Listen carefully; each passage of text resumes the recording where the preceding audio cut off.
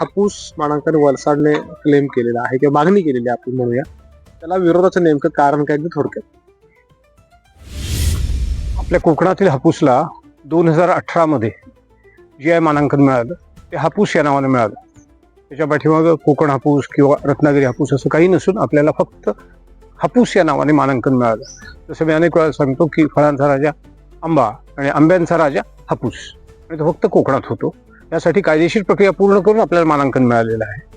अशा पार्श्वभूमीवर हापूस हे नाव आंब्याच्या मार्केटिंगमध्ये परवलीचा शब्द आहे.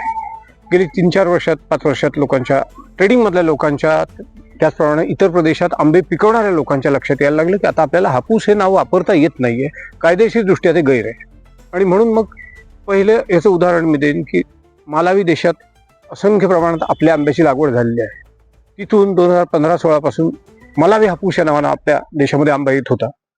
2018ला जसं आपल्याला हे मानांकन मिळालं, त्याच्यानंतर आपण अनेक व्यासपीठावर अनेक कायदेशीर बाबी पूर्तता केल्यानंतर 2019 पासून मालावी देशातून आंबा आपल्या देशात येतोय.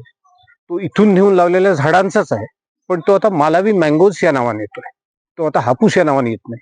हे संरक्षण आम्हाला अबाधित राहावं, ह्यासाठी आपण कोणालाही विरोध करत नाही, तर आपण आपली बाजू मांडतोय. लोक आपल्याला विरोध करताय, हे नाव तुम्हाला घेता येणार नाही. आम्हाला वलसाड हापूस हवं असेल, कोणाला शिवनेरी हापूस हवं असेल, कोणालाही उद्या आणखीन हापूसच्या नावाच्या मागे काहीतरी लावून हवं असेल, आपापल्या प्रांताचं नाव लावून. आमचं म्हणणं आहे, आमचा प्रांत हा हापूससाठी राखीव आहे. आमच्या प्रांतात जो आंबा पिकतो, जो आमच्या किनारपट्टीला होणारा आंबा विशिष्ट रंग, अनेक अनेक फॅक्टर्स आहेत, जो आहे तो इतरत्र होत नाही. त्यामुळे आमचं नाव आमच्यासाठी सुरक्षित राहावं, ही आमची भूमिका आहे.